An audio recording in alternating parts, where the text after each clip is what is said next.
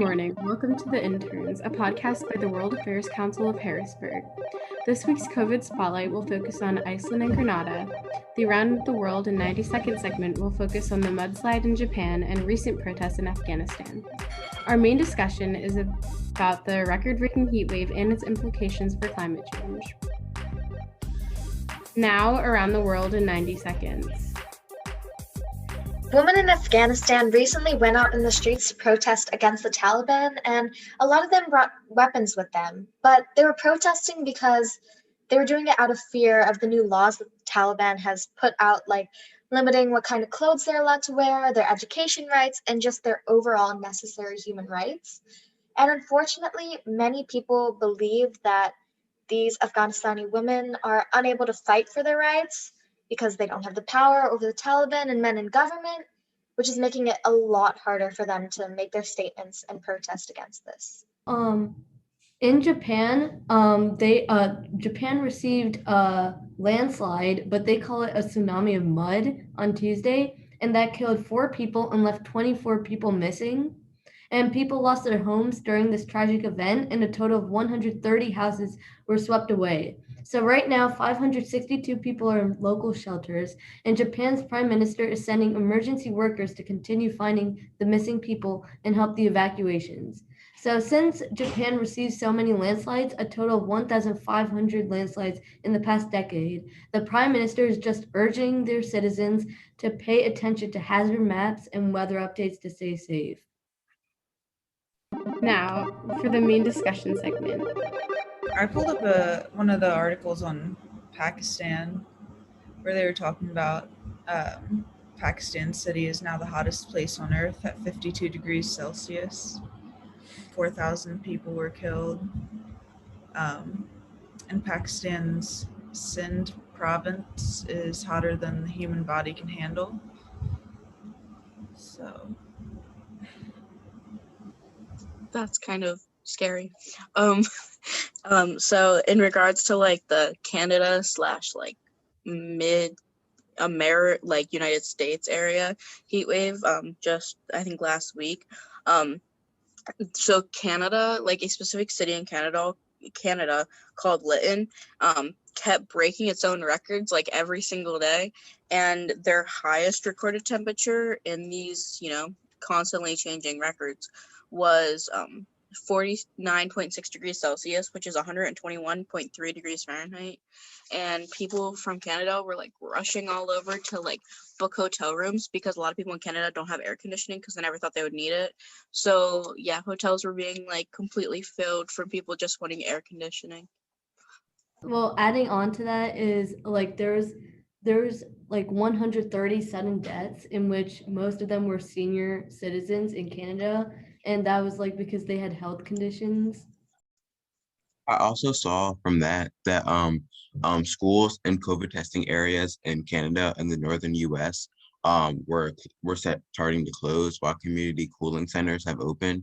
And I saw a really interesting image for this, where it was a bunch of people laying on the ground with like blankets and covers over them while I believe an air condition ran through them. And I thought that was really interesting, just to show how dangerous it really is. So I also thought like it would be good to note like that the heat wave was caused by an atmospheric blocking pattern creating like a heat dome, which meant it was just going to progressively get hotter until somehow that heat dome kind of like left them. And it's also kind of concerning that this heat wave hit like states in the United States that was already going through a drought. And I feel like, getting hit with a drought and then a heat wave is not the best. So I think that says something about like what our climate's currently doing. Like we're in a drought and a heat wave. Like I find that very concerning. And also in the Western United States, they were greatly impacted by the heat waves. And in Portland, Oregon, it reached 115 degrees Fahrenheit. And like a doctor reported that a man received 3rd-degree burns just by walking on the road. And in Portland, there was also like the heat was so bad that it burnt like cables in cars. I also saw that the heat was so bad that it started to melt power cables and buckle roads. And there was this really interesting thing where a literal road was split up just because of how dangerous the heat was. And then that leaves a much more of danger, as now some roads are closed because they're starting to break because of this heat wave. So now people are trapped in where they are, and that's makes it even more dangerous of a situation. And I was reading about how the hurricanes along the East Coast are getting worse. It says that they're riding at higher background sea levels, and that over the next century, there's a 5% increase in max wind speeds, causing flooding and more damage. So they're essentially just going to be getting worse and worse as the years go by, which is a little scary. Yeah. And like I remember hearing in a discussion I believe we had yesterday that like some people argue that climate change isn't really human induced. It's kind of just like, oh, it's supposed to happen anyways. But human induced climate change has made temperatures 1.2 degrees Celsius higher than pre-industrial levels, and that's a pretty decent increase if you ask me. So also in Oregon, some workers had to continue working on farms in the heat wave, and because they were forced to do the labor, because of their contractors. And one day, a man was found dead in the field because of the heat. Wow. Another thing was that due to this extreme heat, there was wildfires in Cali, Arizona, Colorado, Utah, Montana, and I believe some parts of Canada. And that's like not extremely normal, at least for places like Canada. But the heat was so intense that, it started causing fires. And I don't think they were well equipped enough to like handle said fires just because they weren't expecting them. I also found an article just on like wildlife is shrinking because of the heat. That like cold-blooded cold-blooded frogs and warm-bodied mammals, like everything in between, is just they're getting smaller, I guess, as the world is getting hotter, and it's just going to um, essentially put them even more at risk for extinction than they already are. Yeah, and also it's like really affecting agriculture. And an example is that heat-stressed cows produce less milk and have a slower growth rate, and it can also dry out crops and spread wildfires, like you said. I also just found that apparently California's about to have another heat wave. So they're just getting hit back to back, and I feel kind of bad for the people over in like California because, like, yes, they're used to the heat, but this is getting kind of extreme. And then I'm just going back to the animals topic. 1 billion seashore animals were cooked alive during the Pacific Northwest heat wave, which I thought was really sad. It's showing that this heat wave is not only affecting us, but it's affecting just really this whole earth in general, and how all these animals are suffering just because of something that we caused. And I thought that was like really, really sad. I also feel like it's important to note that even though we see the effect that climate change is having on all these different aspects of life, a lot of like strong political leaders still say that climate change isn't real. Like there's plenty of countries where they're saying that they won't implement certain policies just because it's not our fault that climate change is a thing. Like it's just something that occurs naturally. And while it is something that occurs naturally, human production and things like that have definitely caused an increase, especially in how fast the temperatures are rising. I definitely think that's really sad, especially with the amount of like people who are actually dying. How there's been like over like 100 people who have died from this, and that there's still people who are denying this and saying that it's not real.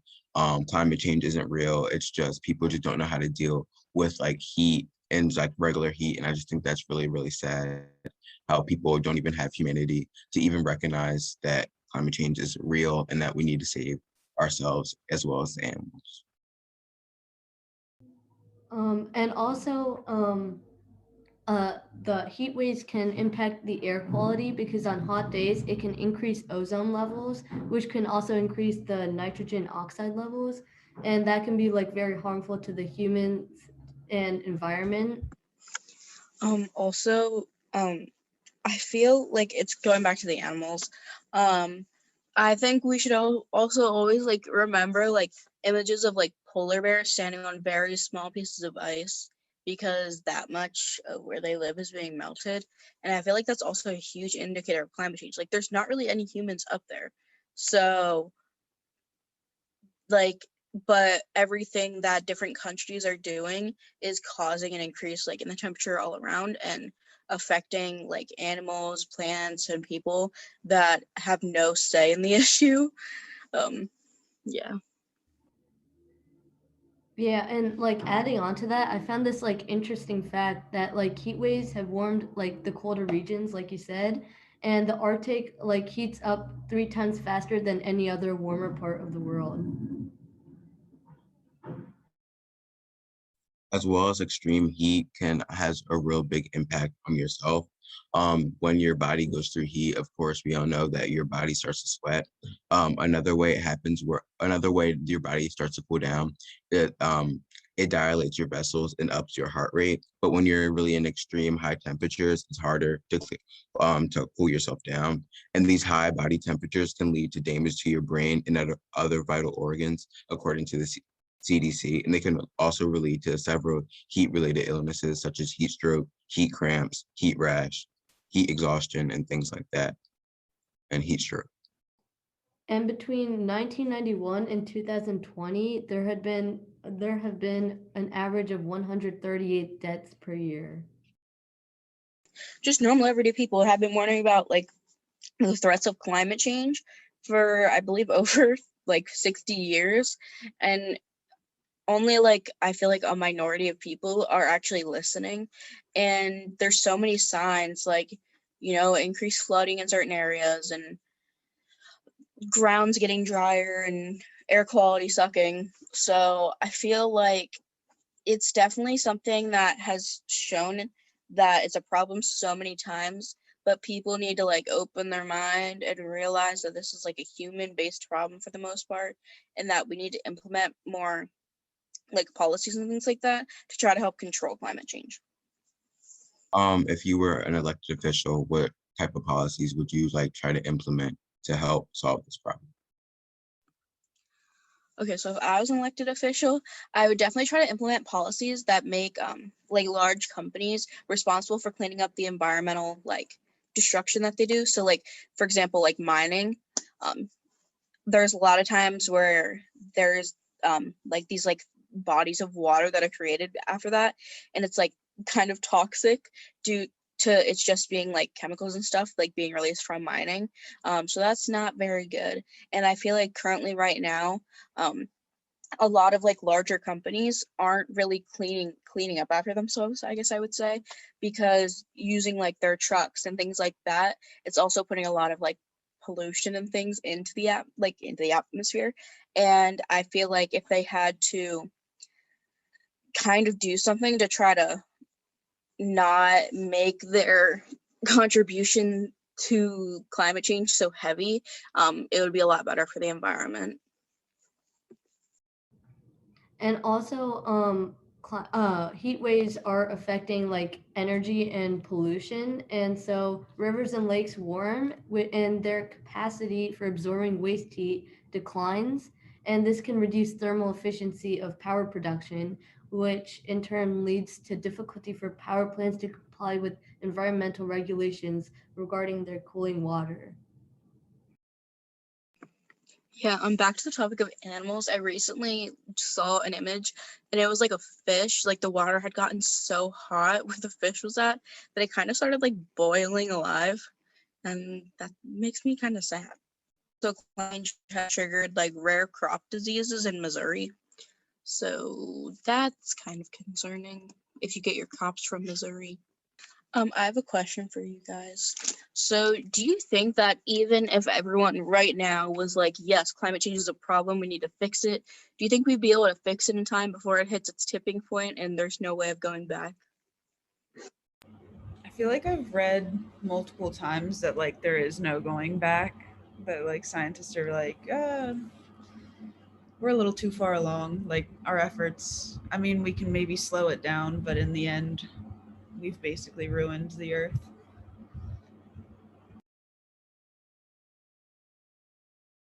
I think we could slow down like the process that it's going at. I feel like if we start to recognize what we're doing and well, I feel like more people recognize what they were doing and started making more of an effort to helping the planet, I definitely think that it would slow down, but I don't think we can like reverse the damages or turn it around.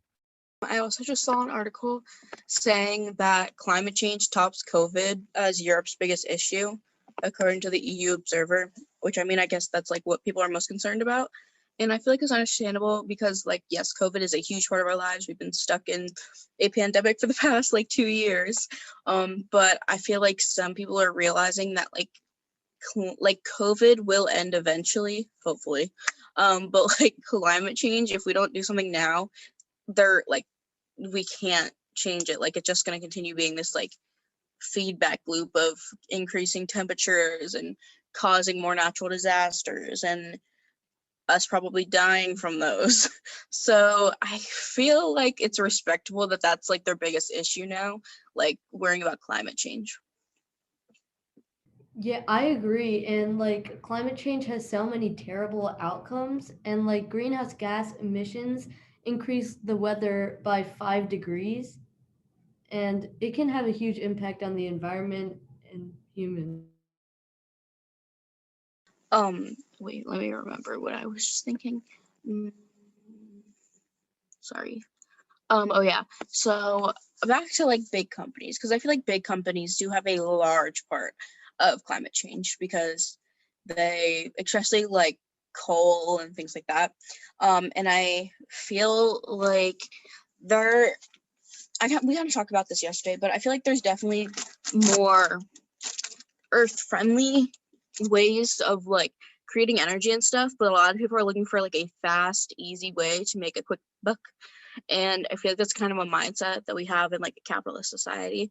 But at the same time, I feel like people at some point should put the needs of like our entire country in front of them wanting to make a profit. So yeah, I feel like addressing like big businesses in accordance to like climate change is something that's extremely important. And like businesses have like a huge influence on like a general public. And if they say like something to help climate change, then people actually will help and maybe buy their products. I don't know if, I'm pretty sure you guys have probably seen images and things like that of the fact that part of the ocean is on fire right now due to a pipeline bursting. And I feel like that's another example of what these big businesses and things like that are doing to the environment. Like, the water is on fire. Well, it's not specifically the water, but it's like the fuel and stuff inside of it.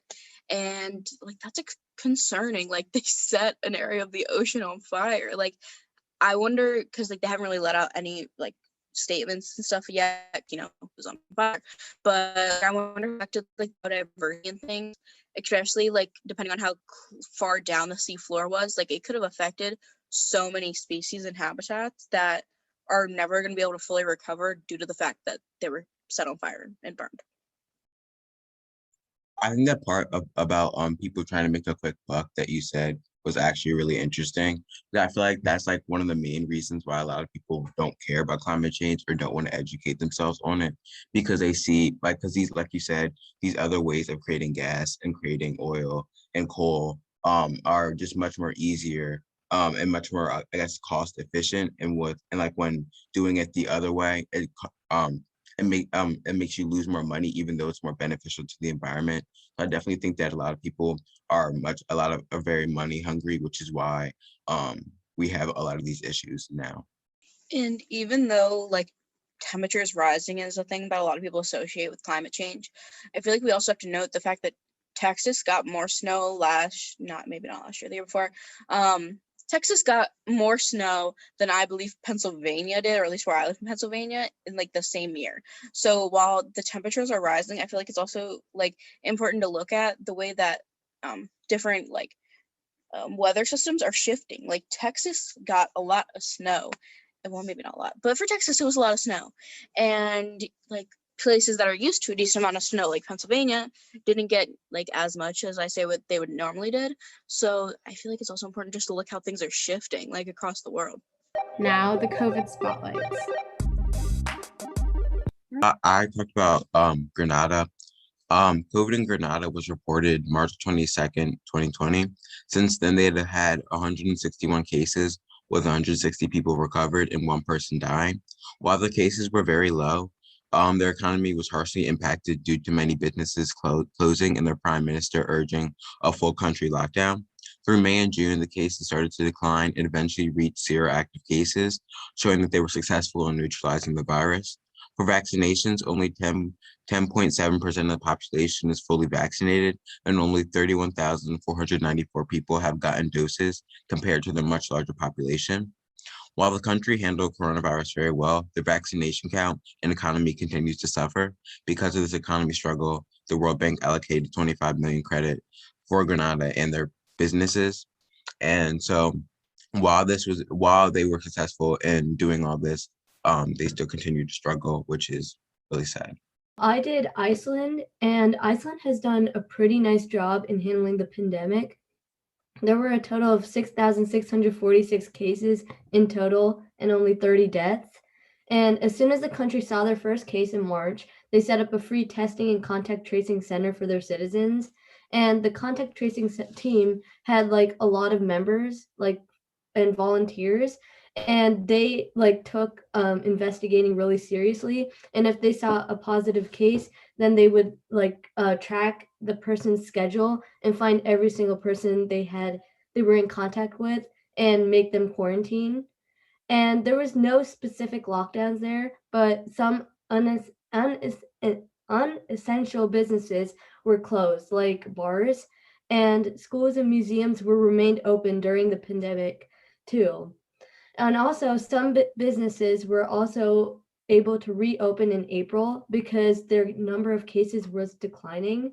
And right now, the country's vaccination rate is 50.9% of the country. Thank you for listening. Our episodes come out every Monday and Friday, so make sure to stay tuned for the next episode.